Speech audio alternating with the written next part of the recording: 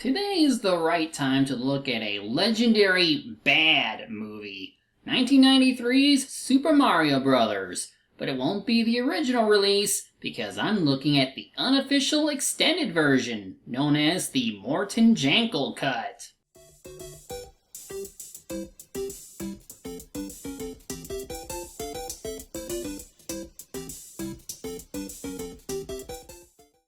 I'll keep my intro short on Mario and his legacy within the gaming industry. For over 35 years, he has been running and jumping over platforms for several games and consoles, so a movie adaptation had to have come at some point in his life. There's a lot to unpack, and honestly, the behind-the-scenes stuff has been covered by other reviewers. But let me at least make mention of Rocky Morton and Annabelle Janken, a husband and wife director team behind the movie. They were the creators of the Max Headroom TV series, which is about a sci-fi dystopia where corporate overlords controlled the government and media.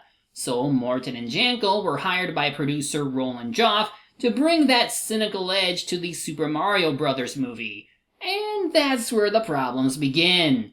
See, they were hard-pressed to find a middle ground between their Tim Burton-esque storytelling and the simplistic plots and characters from the original source material. They were also not wholly sure what to focus on, which is why they considered adding in their own elements that were totally absent in the Super Mario universe. So once production started, no one really knew what the movie's tone was going to be like.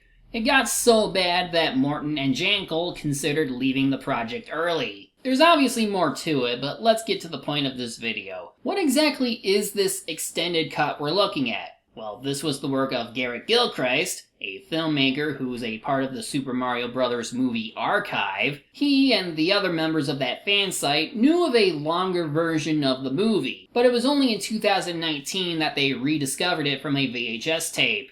They then took about 2 years to restore the footage, and they posted their final work onto the internet in June of this year. I wanted to go over this movie for a long time, and what better way to do so than with a cut more in line with the vision of its creators? It could be good, or it could be worse than what we all got, but that's why I'm here. So let's take a look at the extended cut of Super Mario Bros. The movie. So like the official release, we get that classic Mario tune playing over the Leitmotiv Studio logo, except this time they hold the shot a little longer while showing off dinosaurs being, well, dinosaurs. They don't talk, there's no narration from a main character, so this does a better job in establishing a potential plot, though the meteor effect is still pretty bad. After the trippy intro and title card, we see some dark figure chasing this woman through Brooklyn. She deposits some kind of capsule on the steps of a cathedral before climbing down into the sewers to escape, except she doesn't. Where's the rock? Ah yes, Koopa, played by Dennis Hopper. We'll get back to him later. Anyway, the woman then tries causing a cave-in to take out her pursuer, but she ends up dying from the effort instead. But on the surface, the cathedral nuns examine the stuff that were dropped on their turf. The capsule opens up to reveal a large egg, and then... well, God is dead. All hail our new Lord Satan. Now by this point, this could pass for some sort of unique sci-fi movie involving potential dinosaur people. But this is a Mario movie, so here comes the Mario stuff. We fast forward about 20 years to catch up with our main characters. The big guy himself is played by the late Bob Hoskins, while his little brother Luigi is played by John Leguizamo. They are plumbers from the human world. But that doesn't stop Luigi from believing in the supernatural, so it's up to the down-to-earth Mario to talk some sense into him. Mario, right now, on a miraculous world, this guy just found out that he was an alien. The only thing miraculous I know is that we're still eating. Wow, we're going broke. We ain't going broke, Mario. We're already there. Yeah? Now, Hoskins repeatedly stated that Super Mario Bros. Was the worst acting experience he ever had, and he specifically blamed Jankel and Morton for making the filming process so unpleasant. Still, I will say his performance in this movie is pretty spot on. Same can be said for Leguizamo. He can play a pretty good Luigi at times, and there is some good chemistry and banter between the two leads. You could easily tell that they are brothers. In any case, the two fail to reach their client on time, despite Luigi's shortcut, as the latter hired someone working for a company leader named Scapelli. The extended cut gives this guy a little bit of character when our heroes confront some of his goons, leading to this. Nobody touches my tools. I understand. But I assume that you understand, Mr. Mario. Because they're the Mario Brothers, get it? Anyway, as we see Scapelli arrive at a dig site set by New York University, we meet our third main character of the movie, Daisy, played by Samantha Mathis. She and her group are digging for dinosaur bones, which I won't question why there are some under Brooklyn Bridge, because fictional story. But we'd be done here a lot sooner if your goons would stop harassing us. Look like a smart girl. I'll bet you'd be done by tonight. You know, a lot of girls have been going missing in Brooklyn lately. Oh yeah, Scapelli is apparently part of a mafia group, so he isn't going to be reasoned with. He also alludes to the disappearance of several women in the city, and while I would suspect he's part of these kidnappings, we're going to learn otherwise in due time. For now, let us meet some other suspicious-looking goons, Iggy and Spike, played by Fisher Stevens and Richard Edson respectively. As with Daisy, they're named after more Mario characters, with Iggy being based off one of the Koopalings, while Spike is named after a regular enemy from Mario Bros. 3. Despite their weird taste in hot dogs, you could think that they work for Scapelli since they're eyeing Daisy, but they lose her when she runs into the Mario Brothers. Big fun over here. Get all your plumbers. Get extra plumbers. Bring every plumber you got to Al Brodsky's department store. I'm gonna pay you cash for each guy. Cash when you get it fixed. Fix everything, please. Well, this would fall in line with the games. After Mario Land, of course. Luigi tries hitting on Daisy while offering her a ride, but she only accepts once Mario helps out. Their date is in the form of a double dinner date, so we're introduced to Mario's girlfriend, Daniela, played by Dana Kamenetsky. She ain't no Peach or Paula, but she was going to be related to Scapelli before they wrote that out. Anyway, Daisy talks about the iridium she found in the dig site. For her, this is evidence of the meteor which caused the dinosaurs to go extinct. We also see that the shard around her neck is in fact the same one found in the church. So she is in fact the baby from the egg. But when asked about it, she couldn't say very much else. I grew up at St. Teresa's on Fulton Street. You mean you don't know who your mother and your father are neither? No, what do you mean neither? Because Mario here brought me up. He's been my mother my whole life. Well, maybe one day you'll end up growing taller than him, just so you can confuse people on who's older. After the date, Iggy and Spike tail Mario with the hope of nabbing Daisy, but turns out he was taking Daniela home. Their target is with Luigi, so these minions can't even remember what their target looks like. Meanwhile, Luigi convinces Daisy to take him to the dig site, and here's where more of that original sci-fi concept could have worked in their favor. These are all strange new species. Look at this one. The way the bones fit here, and the opposable thumb.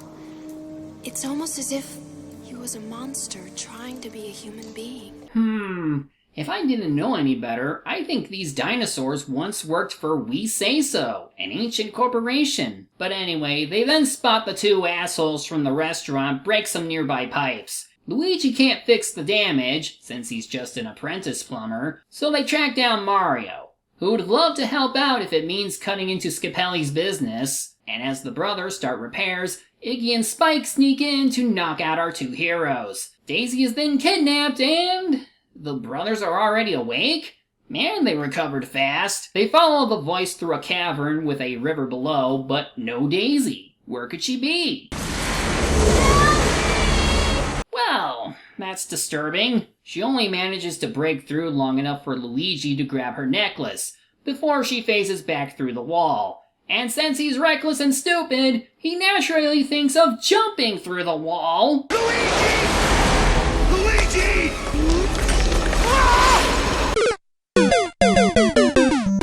Just kidding, he phases through the rock and enters the trippy dimension thing from the beginning of the movie. Even after making it to the other side and hearing Daisy's voice, they still can't catch up to her. So now it's time to see what was on the other side of that freaky wall.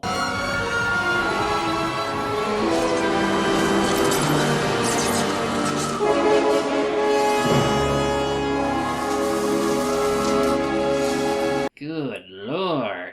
What manner of capitalism is this? There's some kind of disgusting fungus hanging down everywhere, the cars seem to operate with some kind of electric grid over it, and there are tiny reptilian creatures everywhere. And even though most of these look human, some of them don't. Especially this small-headed bastard. Just what the hell is going on? Well, as we'll come to learn later, they are in some alternate dimension where the dinosaurs survived the meteorite and evolved to become this way. So it's here where we're reintroduced to Dennis Hopper's character. He plays King Koopa, which is the original Japanese name for Bowser and the US Mario cartoons. He, along with his personal assistant Lena, played by Fiona Shaw, are envious of the richness and abundance of Mario's universe. So naturally, they're planning to take over that world. Not for long! When you get your rock.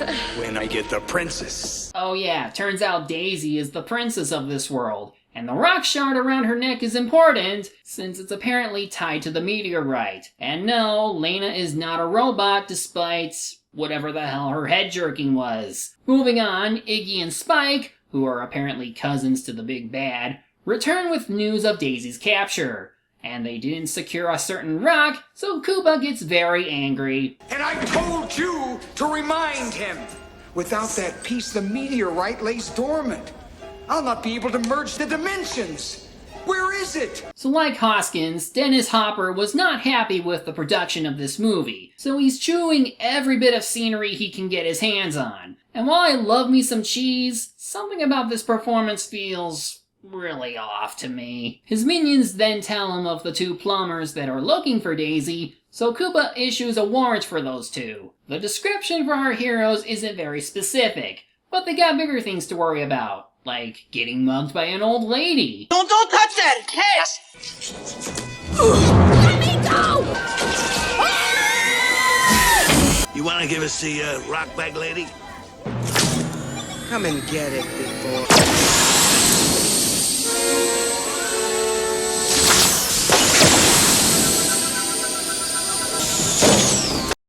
Well, damn. So, two things. One is that this is Big Bertha, played by Francesca P. Roberts, who was named after the same creature from Mario 3. Two, those boots she used were called Thwomp Stompers, powered by bullet bills.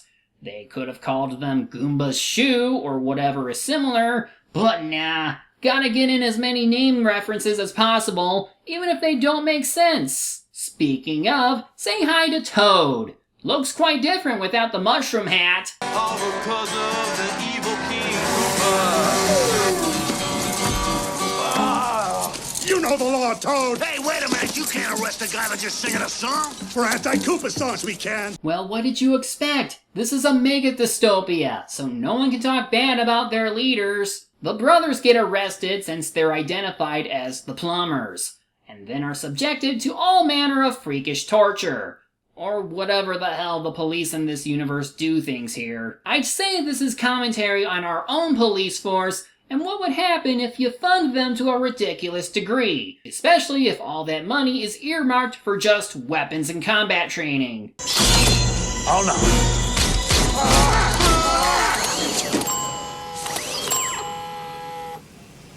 no. Are we dead? Later on, Toad tells our heroes about how their worlds were split apart into parallel dimensions due to the meteorite, and the fungus around them is actually the remains of... That's our old king. It's true, and he's been de-evolved. That's right, he's been de-evolved into fungus, and now he's wreaking his revenge on the city. It's also worth noting that the king, played by Lance Henriksen, is named King Bowser, like the Bowser who is normally the villain. The name doesn't come up on screen. This was mostly in promotional material and a novel by Todd Strasser, but still, that's pretty odd to go with. Anyway, Mario and Luigi then get taken to King Koopa. Our villain tries to act less threatening to get close to the meteorite piece he thinks they have, But the ruse doesn't last long, so he decides to take them to the de-evolution chamber, where they have a machine that can either evolve or de-evolve someone. They show what that means by using their machine on Toad. You can't get rid of him! See you later, alligator. A loyal child of the royal family. Goombas. Ah yes, a Goomba. Remember how they normally look in the games? Like a kind of evil mushroom that could be defeated by jumping on them? Yeah, uncanny resemblance. Now the extended cut also demonstrates what happens if the setting is set to primordial, which turns some poor sap into primordial ooze. Well, maybe not right away, if this unfinished effect is to be believed. So this explains a later bit when Koopa gets pushed back into his chair. He was slipping from the slime created earlier. There's also a Jurassic setting, which would probably just turn someone into a dinosaur. But because the heroes flee, we don't get to find out. I'll at least give the Goombas credit for being more intimidating from their video game counterparts, because they have frickin' flamethrowers! The closest thing to a fire flower. The brothers steal a police car to make their getaway, and once again, I have to question the sort of technology level the police have in this world. This looks way too luxurious for normal police, but also too ridiculous for dystopian police. The following chase scene is also nothing special. There are bits of fun here, but it's not very creative, so I'm skimming through this part. Eventually, our heroes get away by going through a fungus-infested tunnel with no way of stopping. It looks like they're about to crash into the Koopahari Desert when...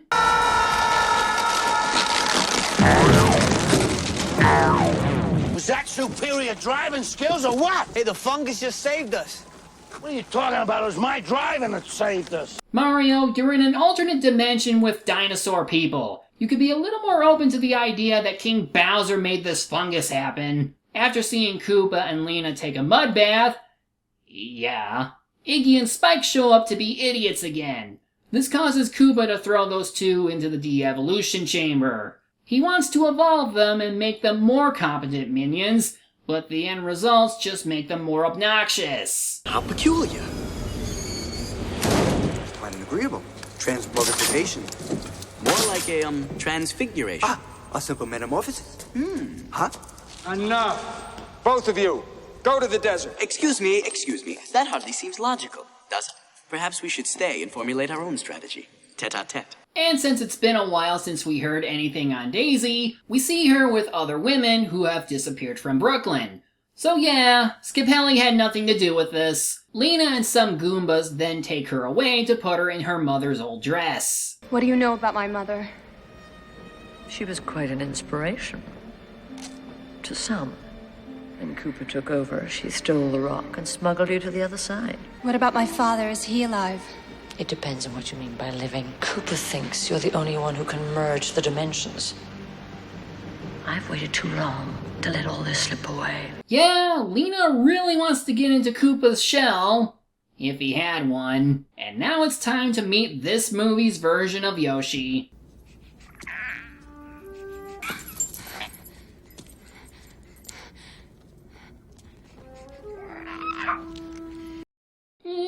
Koopa tells Daisy about how his world is nothing but a city in a desert. He then starts putting the moves on her in a creepy manner, while also trying to convince her that she has no place in the human world. Moving on, Iggy and Spike are in the desert looking for the brothers. They only succeed by crashing into our heroes, but then get captured, so they're forced to give away their boss's plans. Koopa wants to merge the human and dinosaur world together by reuniting the shard with the meteorite. And of course, the only reason they have access to the other world to begin with was because somebody blasted open the way in. Scapelli. Luigi offers to help them find the meteorite shard, which was taken earlier by Big Bertha, in exchange for Daisy's freedom. So everyone gets back to the city via dumpster truck. And here's another joke towards government and what it would look like in the future. Everywhere we look, you got Koopa the sportsman, Koopa environmentalist, Koopa the somebody else run against this guy? Koopa the Sensitive ran 4 years ago, but he only got 2%. No, I'm talking about somebody else other than Koopa. No, Cooper doesn't like that. What you mean you can vote for anybody as long as it's Koopa? What kind of system is that?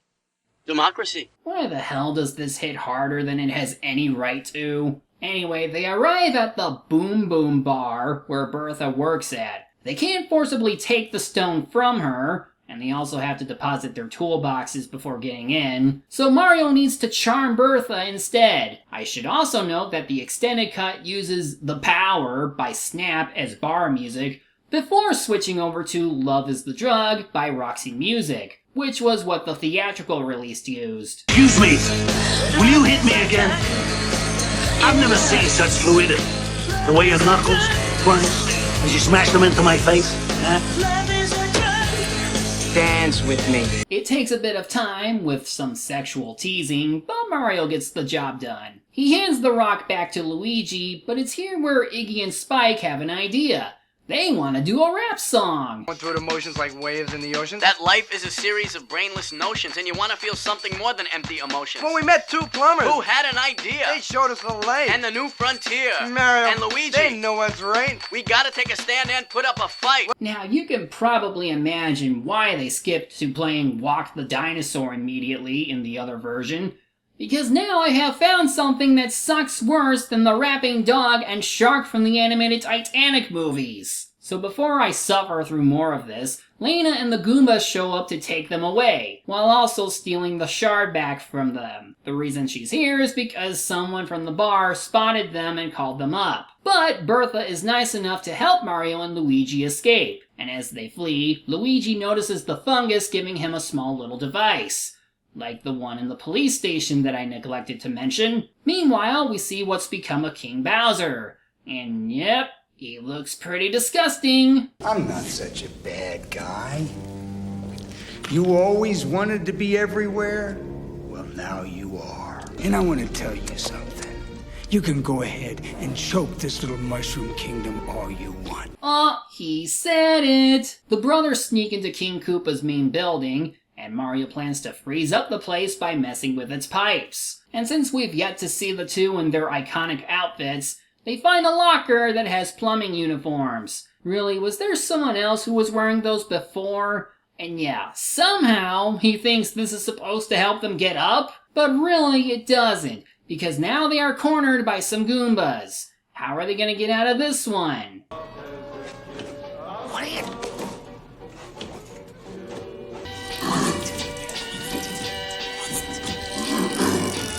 Well, Koopa did say they were stupid, and with that, our heroes escape the elevator unchecked. Meanwhile, Lena tries talking to Koopa.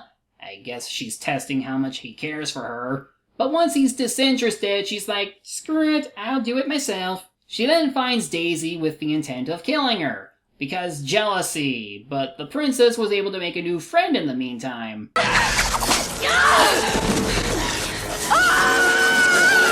So, how does evolution give a tiny Yoshi raptor thing a gecko tongue? This allows Daisy to escape as Lena stabs Yoshi. Don't worry, he's fine. Iggy and Spike then show up to help her out. Yeah, they're now on our hero's side, just go with it. But oh, Toad is back to give Daisy the steamed veggies she wanted. He fixed his earlier boo-boo when he gave her meat, so now he must burn.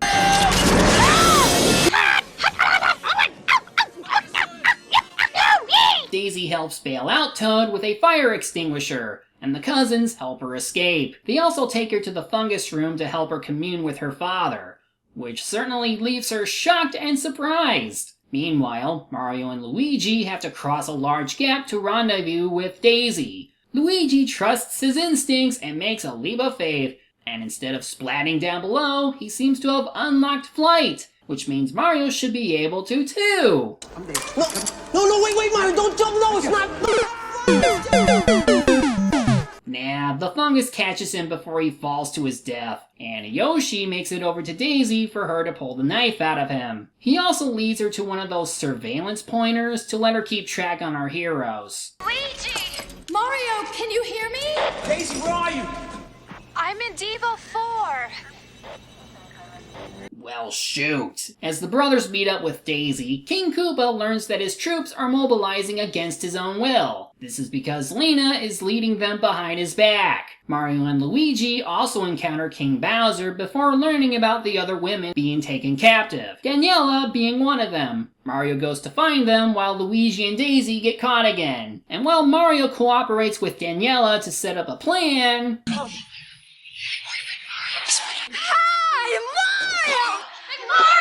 Either Daniela told you about him and believed he would really rescue you, or you were one of his girlfriends at some point. Either way, Mario defeats the one Goomba and tells the women to ready the mattress. They're gonna slide down the frozen air vents. I don't want to worry you, girl, but I don't really know where this might go.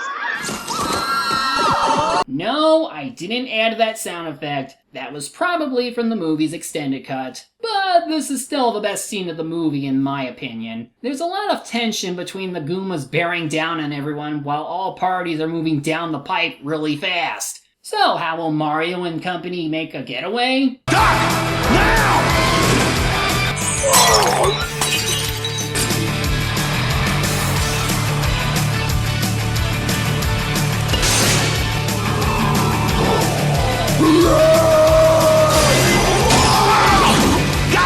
And even then, the bad guys still try to catch our heroes as they reach the exit. Because of the state of the footage, we get to see behind the scenes footage on how they did the flying out of the pipe effect.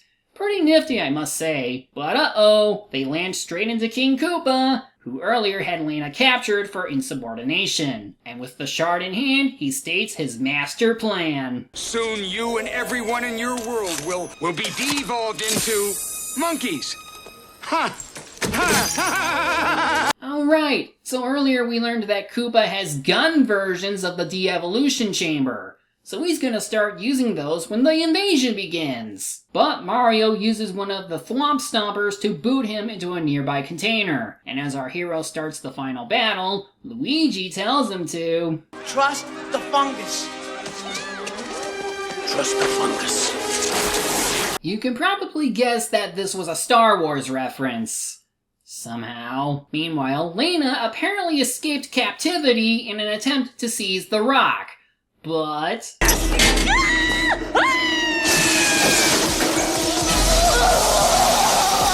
and somehow she survives that. Mario then tricks Koopa into thinking he has the rock, which was his way to bring the fight onto the streets below. Lena's still looking to put the meteorite shard into the actual thing, so Luigi and Daisy go after her. They could try to stop her since she's still having trouble merging the two worlds, but nope. Luigi decides to just help the captives get back to their own world in order to warn the humans of what's to come. Though keep in mind, their entrance is on a narrow ledge, so they are gonna have a bit of trouble getting back. But whatever, they all get through, just as Lena puts the rock in.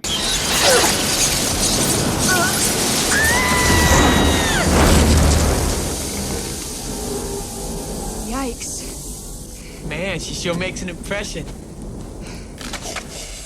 Fun fact, there's a bar in North Carolina, where the film was shot, that has that skeleton embedded on their wall. That's pretty cool to be honest. Now Daisy and Luigi need to dislodge the rock to avoid the worlds from colliding, as apparently Daisy has the power to withstand the meteorite because of royal blood, I guess. Meanwhile, Mario is staring down the big bad, and it's here where he takes out his ace in the hole.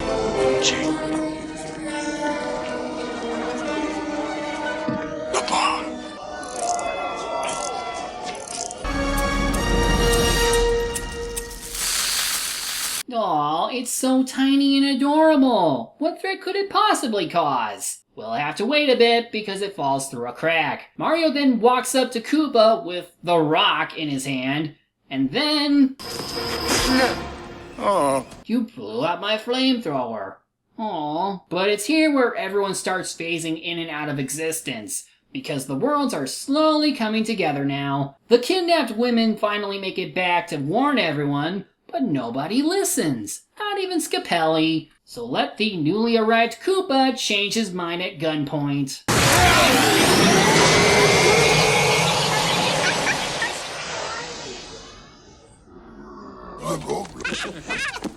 Monkey! Yep, bad line is bad. And after a close look at the Devo gun, plus a quick look at the Mario wiki, these guns are modified super scopes. That's neat? Mario tries to fight back with a mushroom that grows after the Devo ray hits it. Luigi and Daisy are slowly prying the meteorite out of place, and when they do, it splits the worlds from one another again. And the bomb is still making its way over the Koopa. It can even walk up walls, apparently. Toad even comes in to use his music to distract the Goombas. You stupid pea-brain bird! That's enough time for Bertha to give Luigi some stompers, so he joins Mario in blasting the big bad with some stolen Devo guns. And that bomb?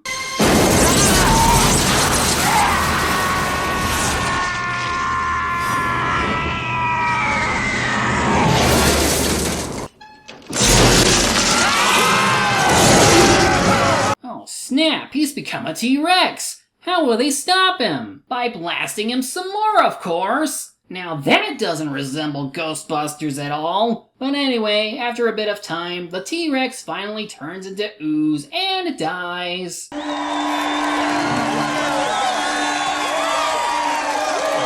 on, get on my feet. All right.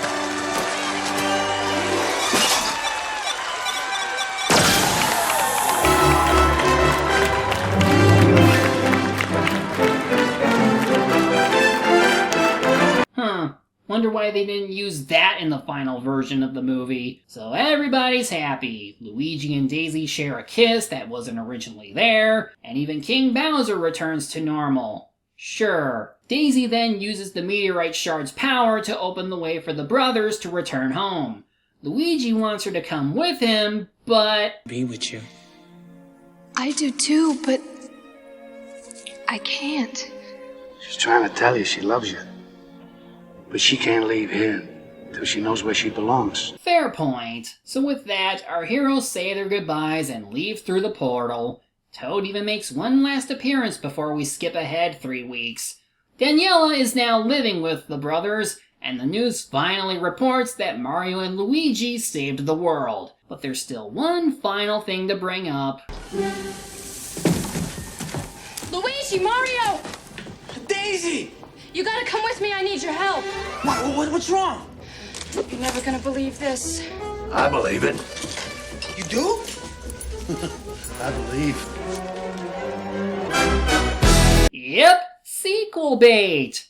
Which didn't happen, at least in movie format. As early as 2010, Stephen Applebaum, Parker Bennett, and Ryan Haas started a sequel comic series that would have likely worked for a movie sequel. This comic, called Super Mario Bros. 2, tells the story of another villain, named Wart, who plans on taking over the parallel dimension. It hasn't been continued since 2015, but you can still read everything they have up to that point. I haven't read it myself, but maybe I might go over it someday. Getting back on topic, it's easy to see why this movie didn't do well, and I don't think the extended cut helped in that regard. It added some key details, but there's not much to distinguish the Morgan-Jankel cut from what was shown in theaters. The Mario Brothers traveling to another world makes sense, and adding dinosaurs at the height of popularity with Super Mario World is also an understandable choice. But the fundamental flaw from the directors came from their attempting to fit square pegs into round holes. The reason why a darker tone works for something like TMNT or Batman is because their origins fit better with those sorts of morally gray stories.